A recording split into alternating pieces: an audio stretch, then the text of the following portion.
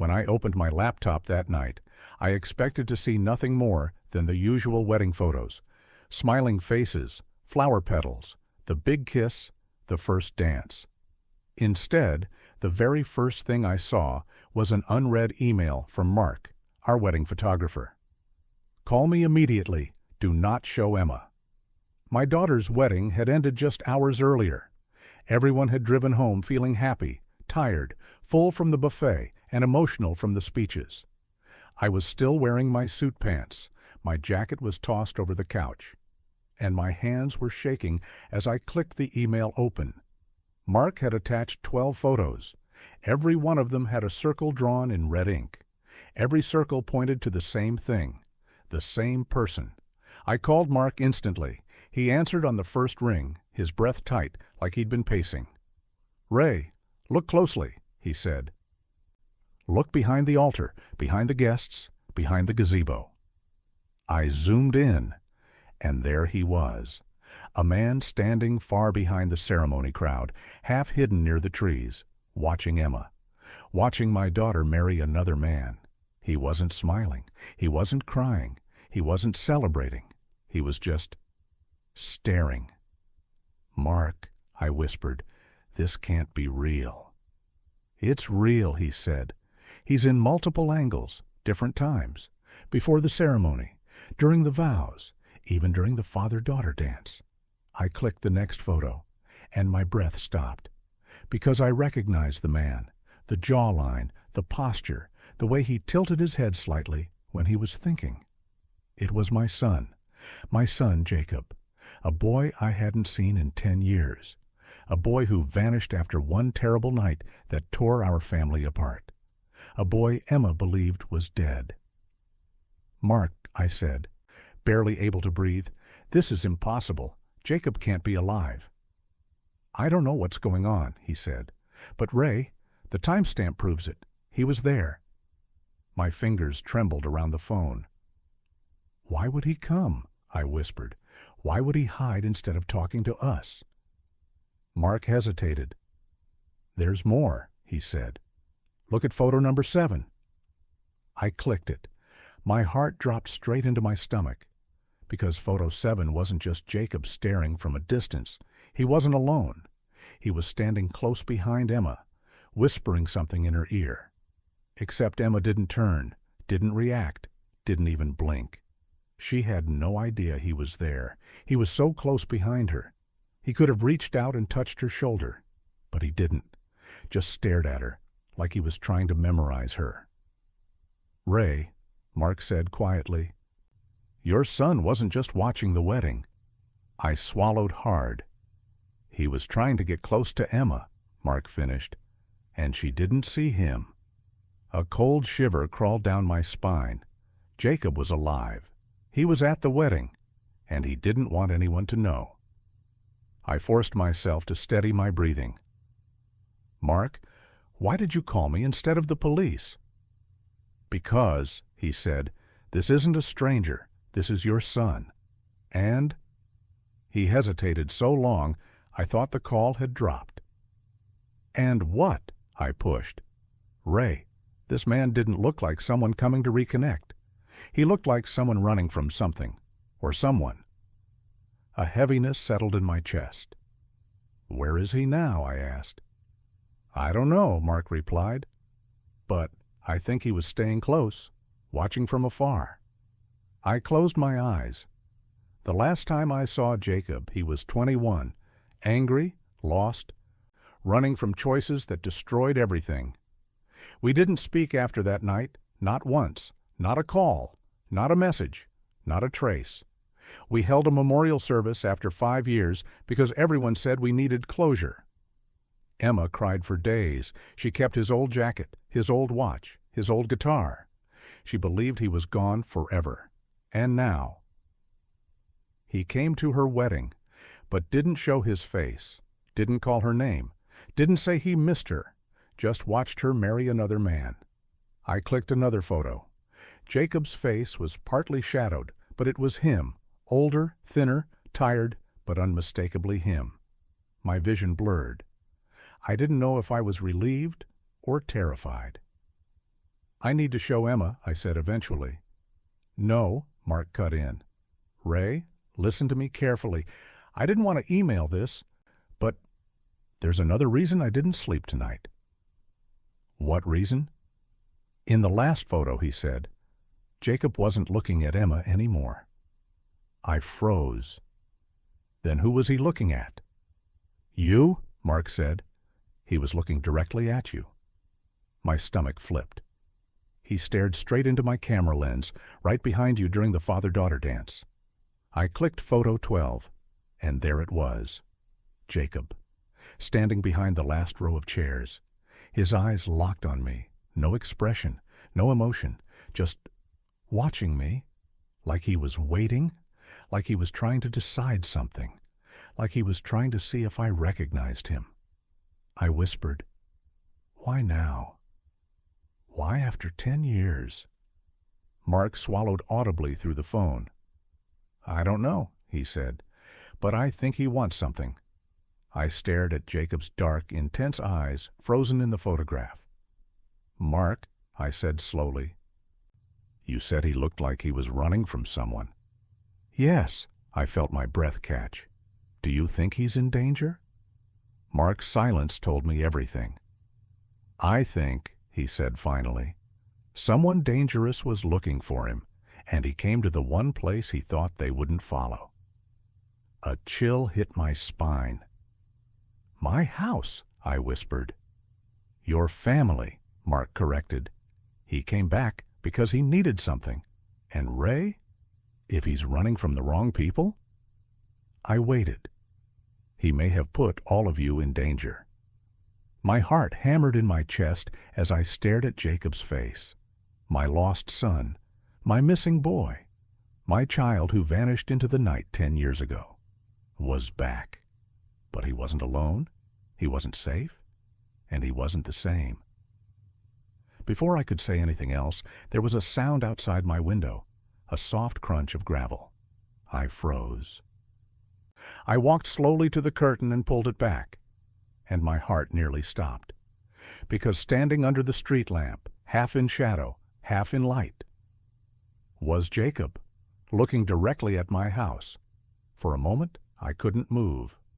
Jacob, the son I buried in my heart a decade ago, was standing under the street lamp like a ghost that had finally decided to stop hiding. His face was older, sharper, his hair longer, his clothes worn, not dirty, but the kind of worn that comes from sleeping in places where no one should.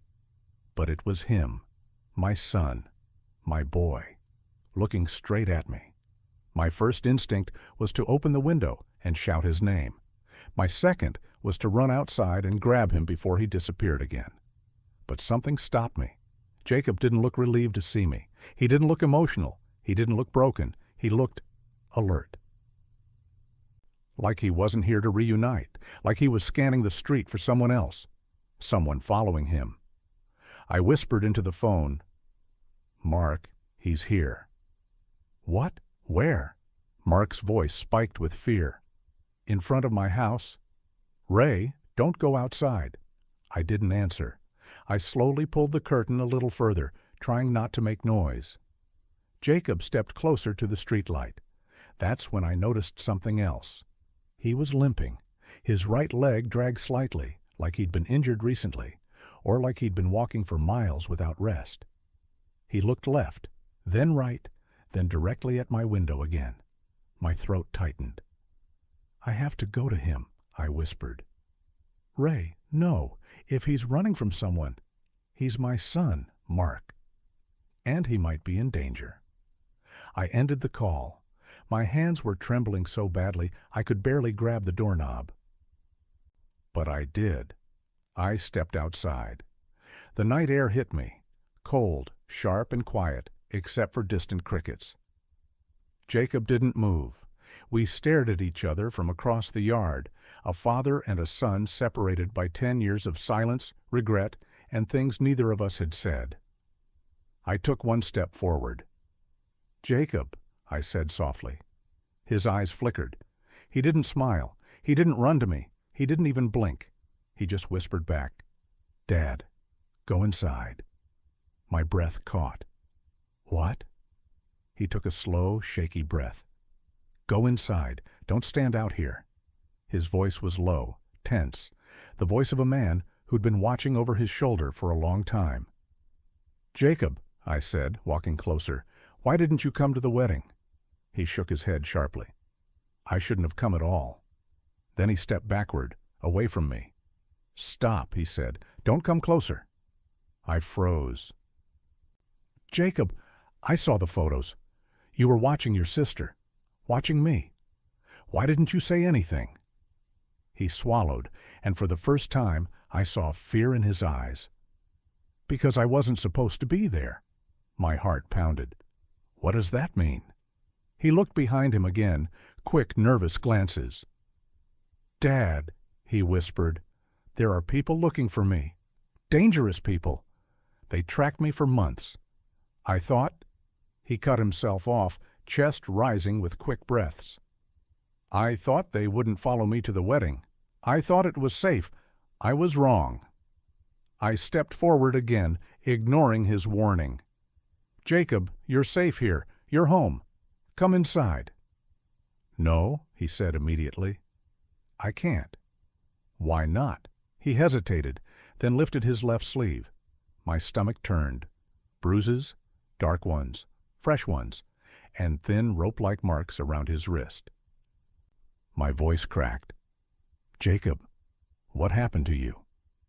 He didn't answer the question directly. Instead, he said, You shouldn't have seen me. I didn't want this to touch you, or Emma, or anyone. I felt anger rising, anger at whatever had done this to him. Tell me who hurt you. Jacob shook his head again, backing up another step. You don't understand. If I go inside, they'll find you. They'll find Emma. They'll think you helped me, and they'll come for you. My heart hammered against my ribs. Jacob. Who is they? He opened his mouth to answer, but suddenly froze. His posture changed in a split second, like an animal sensing a predator. He stepped closer to me, grabbing my arm tightly. Dad, go inside. Now. His voice wasn't scared now. It was deadly serious. What do you see? I asked. He didn't answer. His eyes were scanning the street again, searching every shadow, every parked car, every window. Jacob, I whispered, come with me. I can protect you. He gave a small, broken smile. You can't protect me from this. Try me. He closed his eyes for a moment, as if gathering strength, then said something that made the ground feel like it was tilting under my feet. Dad, I didn't disappear. I wasn't lost. I didn't run away. He looked me straight in the eyes. I was taken. The words hit me like a punch. My legs went weak. Taken? I whispered. By who? He shook his head. I can't tell you everything. Not here, not now. But they kept me for years. They used me. Then I got away. I swallowed hard. Jacob, why didn't you come home? Because the first thing they would have done, he said quietly, is use you to find me again. My voice cracked. So you stayed away because you were protecting us. His eyes softened just a little. I always protected you, even when you thought I didn't care. My throat tightened. Jacob, please come inside. He looked at the house, the one he grew up in, the one he left behind. He looked at the window where Emma's childhood drawing still hung. He looked at me, older, tired, desperate to hold him. He whispered, I want to. Then he stepped forward and suddenly stopped again. His eyes narrowed, his entire body locked up. Dad, he whispered, go inside. Now. I turned. A black SUV had turned onto the street. Slow. Too slow. Creeping toward our house like a predator that already knew its prey. Jacob grabbed my shoulders. Dad, do not speak to them. Do not look at them. Do not let them know you saw me. My heart raced. Jacob, come with me. But he stepped backward, then another step. His voice was a whisper. I'll come back when it's safe, I promise. I reached out. Jacob! But he shook his head. I need you alive, Dad. The SUV stopped under the street lamp. 2 silhouettes inside, watching, waiting. Jacob looked at me one last time. Then he ran, not limping now, sprinting, vanishing into the trees like a shadow swallowed by the night. The SUV stayed still for a moment. Then, slowly, very slowly, it continued down the road and disappeared. I stood alone in my yard, shaking. My son was alive. My son was in danger. And someone dangerous, was looking for him. And I had no idea what to do next. I didn't sleep that night. I sat in the living room with every light turned off, listening for sounds outside, footsteps, car engines, anything. But the street stayed quiet. Too quiet. My mind kept replaying Jacob's words. I was taken. They'll find you. I need you alive. Every part of me wanted to run into the woods and search for him, but Jacob was right. I would have only slowed him down. And worse, I would have exposed myself. When the sun finally rose, my hands were still trembling. At 6:12 a.m., my phone buzzed. Mark, I answered immediately. Ray, he said, I couldn't sleep. What happened? I looked out the window again, half expecting the black SUV to be parked outside. He was here, Mark, I said quietly. Right outside my house. He saw me. We spoke. Mark inhaled sharply. What did he say? That he was taken, that he escaped, that dangerous people are hunting him. Mark swore under his breath. And the SUV? 2 silhouettes, watching him, or watching me. I don't know. Did they see Jacob? I don't think so. Jacob reacted before they rounded the corner. There was a pause. Ray, you need to call the police. I can't. Why not? Because Jacob begged me not to.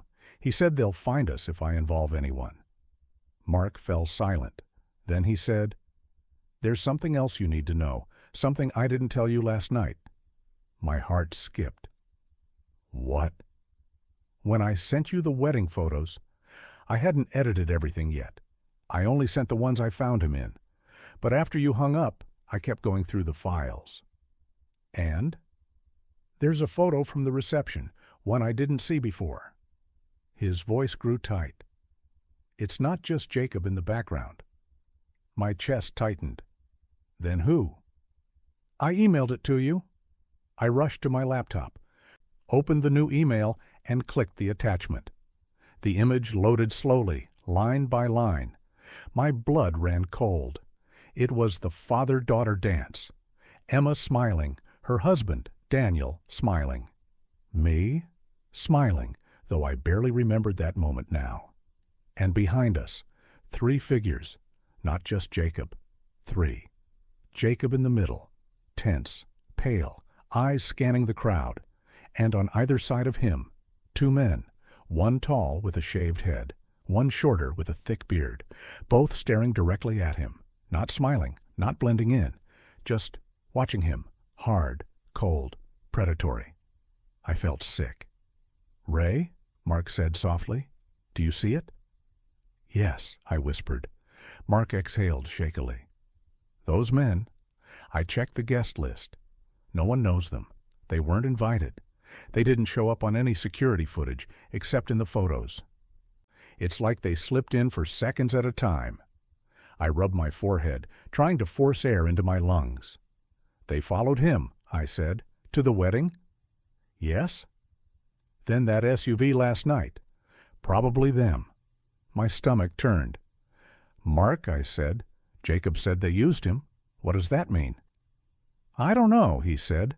But Ray, this goes beyond bad crowd. This looks professional, coordinated. I stared at the photo again, at Jacob, at the fear in his posture, at the bruises, at the men flanking him.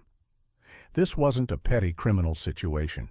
This was something else, something darker, something organized, something with rules, something with consequences. "Mark," I whispered, "why would they let him get close enough to appear in the wedding photos? Why not take him right there?" Mark hesitated. "I think they wanted him to come. I think they wanted him to watch." "Why?" "Because showing him his family might have been part of the control they had on him." A chill ran through me. "Ray," Mark said, "listen to me. You need to secure your home. Now. Cameras, locks, everything." I nodded slowly, even though I knew I was in over my head. After ending the call, I stood up and walked upstairs to Emma's old room, the one Jacob used to sneak into when his sister was scared of thunderstorms. The door was cracked open. I frowned. I never left it open. I pushed it gently. Inside, nothing looked disturbed at first. The bed, the shelves, the old posters. But then I noticed something. The window latch, the metal piece, was bent.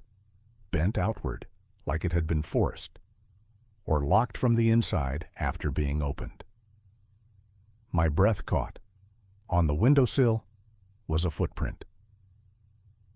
A faint one, mud smeared on the painted wood. Jacob. He didn't just watch from the street. He came inside, at some point, before or after the wedding. I sat on the bed, trying to collect myself. It smelled faintly of pine. Jacob always smelled like that after camping. As I was sitting there, something caught my eye. A piece of paper, tucked under Emma's childhood lamp. I picked it up with shaking hands. Jacob's handwriting. My knees weakened. I sat down again and unfolded the note. 4 words. Just 4. But they hit me harder than anything he'd said last night. "Don't trust the neighbor." I stared at the words over and over. My neighbor? Mr. Harris? The man who always waved? The man who brought me soup when I was sick? The man who helped fix my porch? Why would Jacob warn me about him? I read the note again. "Don't trust the neighbor. Don't trust the neighbor." My skin prickled. Slowly. I stood up, walked to the window, and looked out across the yard toward Mr. Harris's house. For years, his curtains were always half open at night, a warm glow inside. But now, they were fully shut, tightly. An uneasy feeling spread through my chest. My phone buzzed again. It was Mark. A text. "Ray, check the photographer's footage. I found something else." "What?" I typed back. Another message came. A video file? From the reception, the moment when the lights dimmed and the cake was rolled out. I clicked play, music, laughter, guests cheering. The camera panned across the room. Emma and Daniel, the bridesmaids, my family. Then the camera swung toward the back corner, briefly, but clear enough. Jacob, standing behind a column, and behind Jacob. Mr. Harris, my neighbor.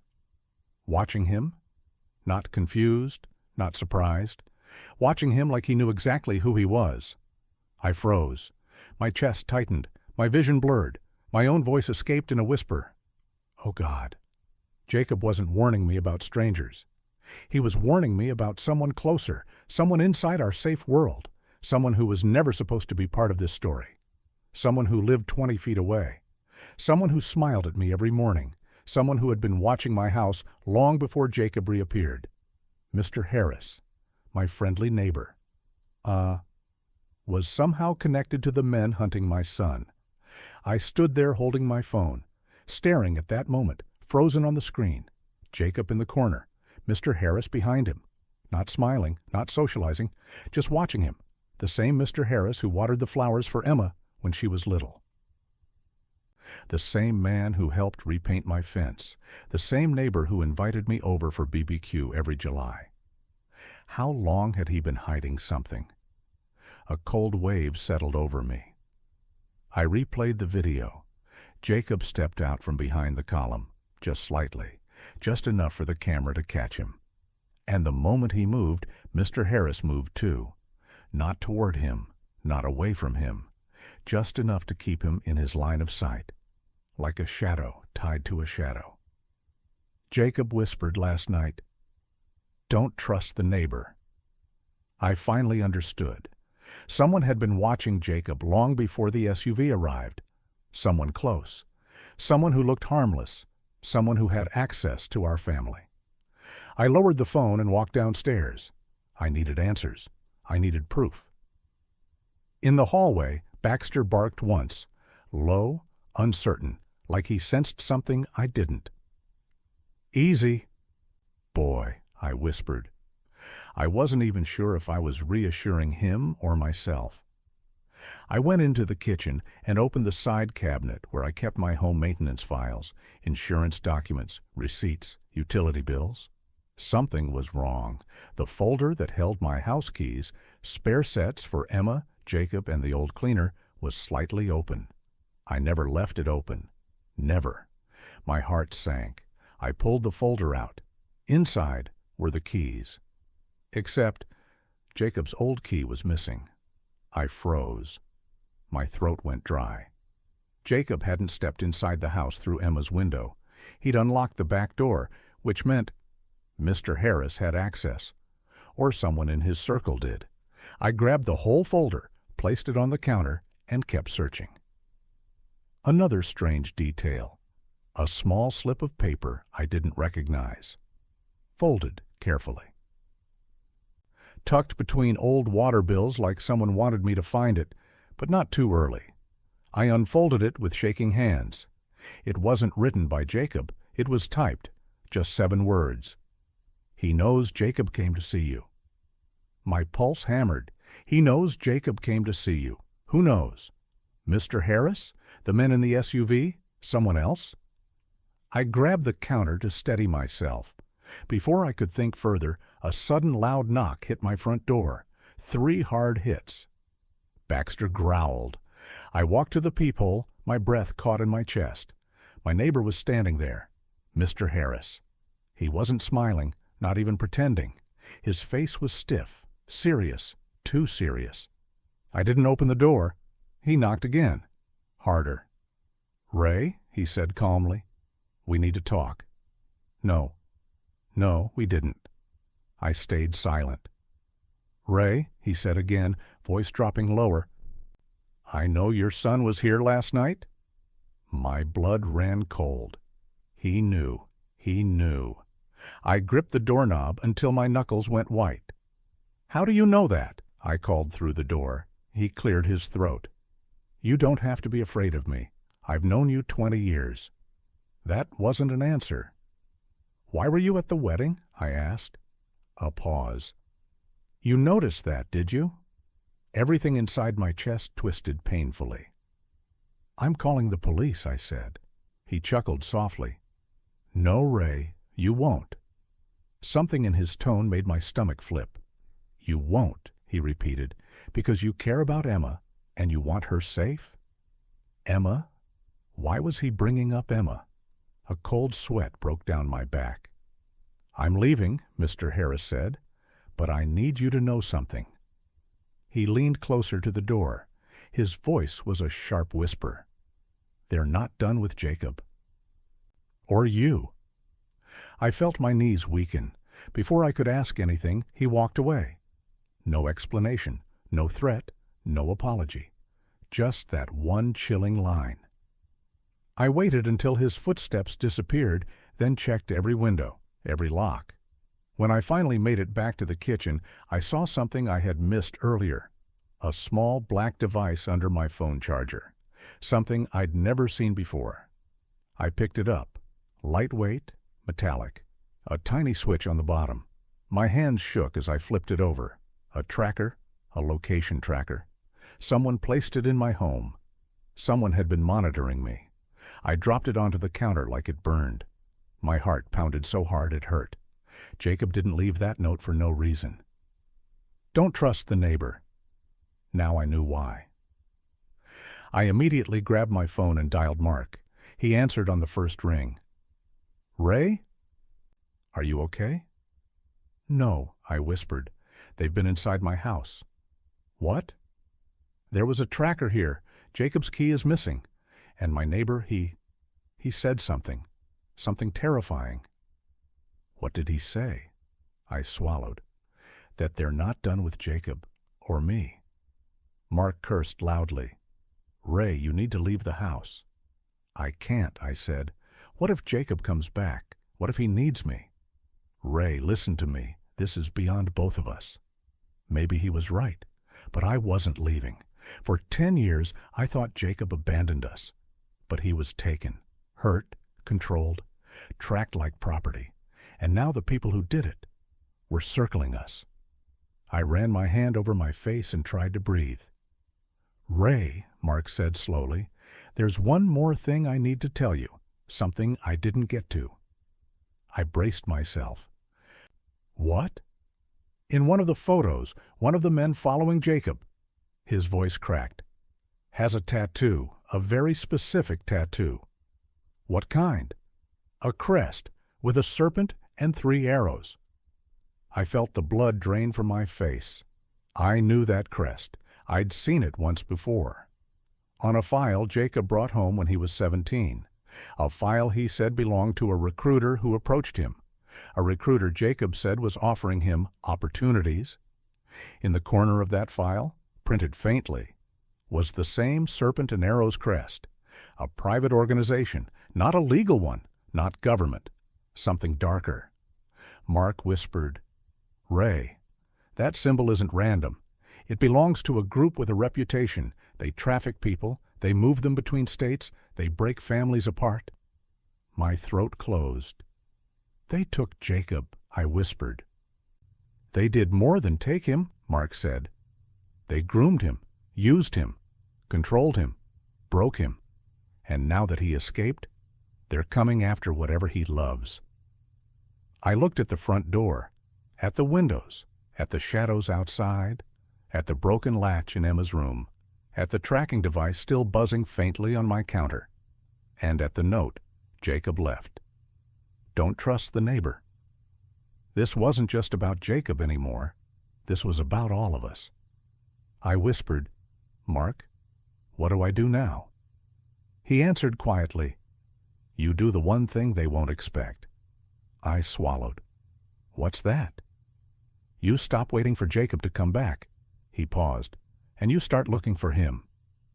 I stood completely still, Mark's words repeating in my head like a warning siren. You stop waiting for Jacob to come back, and you start looking for him. For 10 years, I thought searching meant reopening wounds.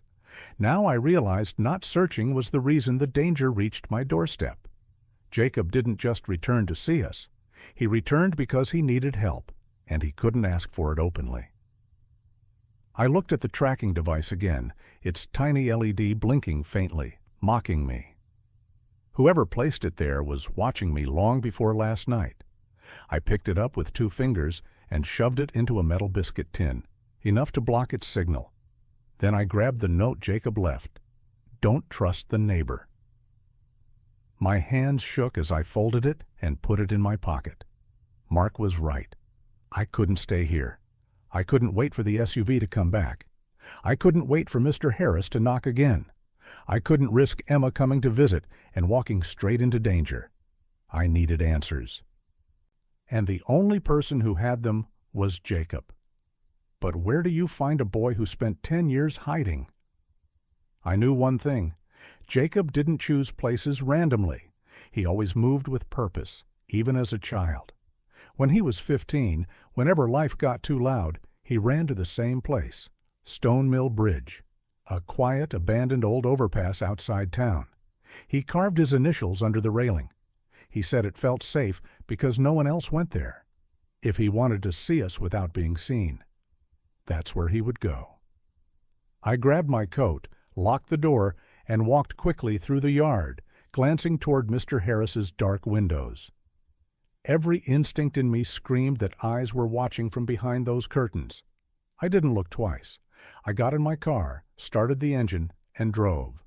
The farther I got from the house, the more I felt the tension in my shoulders ease, but only slightly. Every pair of headlights behind me made my pulse spike. Every car that slowed down made my hands tighten on the wheel. The organization with the serpent crest wasn't subtle. They were methodical. precise. Jacob's return meant something was shifting. Maybe he escaped with information. Maybe he broke one of their rules. Maybe he stole something. I prayed silently he wasn't hurt worse than he let me see. When I finally turned onto the gravel road leading to Stone Mill Bridge, something inside me twisted. The place was almost exactly as we left it years ago. The rusted railings, the cracked pavement, the quietness thick enough to swallow sound. I parked and stepped out. "Jacob," I called softly. "It's Dad. I'm alone." Silence.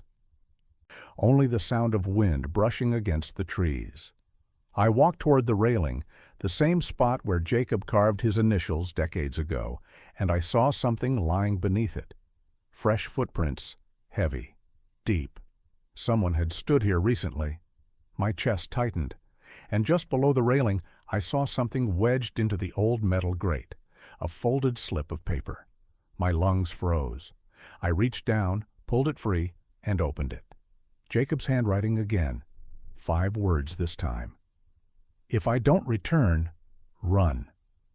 The paper slipped in my fingers. "Jacob," I whispered, heartbreaking. This wasn't a message of reunion. It was a message of a man preparing for the worst. A scuff of gravel behind me made me spin around. My breath caught. For a heartbeat, I thought it was Jacob. Instead, a man stepped into view from behind the stone pillar. Not Jacob. Tall. Broad shoulders, shaved head. One of the men from the wedding photos. My whole body froze. He looked at me with zero expression, like he was studying me, like I was an item on a checklist. His voice was low and calm. "You shouldn't be here." I backed up slowly. "Where is my son?" He didn't blink. "You need to leave." "I'm not leaving until you tell me." He stepped closer. "If you want him alive," he interrupted, "you will get back in your car and go home." My mouth went dry. "Tell me what you want." "We already have what we want," he said quietly. "You're just in the way now." My stomach twisted. So, Jacob is alive. He didn't respond, but his silence was a response. I took a shaky breath. Let me help him. He stared at me for a long moment, almost confused, like the concept of a father trying to protect his son was foreign to him. "You can't," he said finally. "You were never supposed to see him." "Why? Why take him? Why keep him for years?" He exhaled slowly. "He was useful." My blood boiled. "He's a human being." "He was an asset," he corrected calmly. "And assets don't get to choose when they're finished." And then he added something that made my knees weak. "He came back because of you." I felt my heart stop. What does that mean? The man's expression hardened. "Because you kept something he wasn't supposed to have." I blinked. What? What did I keep? He stared at me like he was deciding whether to kill me or not. Then he leaned in just enough to whisper, "The file." My entire body went cold. The file Jacob brought home at 17, the one with the crest on it, the one he said belonged to a recruiter. I kept it. I never knew why. I never threw it away. It was sitting in a locked box in my basement, and now these men wanted it. The man took one step back. "Go home, Ray." "How do you know my—" He cut me off. "Go home and bring the file." Then he pointed toward my car. "And do not call the police." My throat tightened. "If you hurt Jacob—" He stared at me without emotion. "You have 1 hour." I backed away slowly, heart pounding so violently I thought I might faint. When I reached my car, I forced myself to look at him one last time. He was still standing there, unmoving, watching. I got in and slammed the door shut. My hands shook so badly I could barely start the engine. An hour. They were giving me 1 hour to bring them the file. To exchange it for what? Jacob's safety? My safety? Emma's? As I drove away from Stone Mill Bridge, gravel flying under my tires. Only one thought drowned everything else. If they wanted that file so desperately, then whatever was inside it was the only thing powerful enough to destroy them. And Jacob risked everything, years of captivity, punishment, escape, tracking, to come back and warn me. I looked at the note again. If I don't return, run. I wasn't running, not this time. My son came back for me, and now I was going after him, no matter who stood in the way.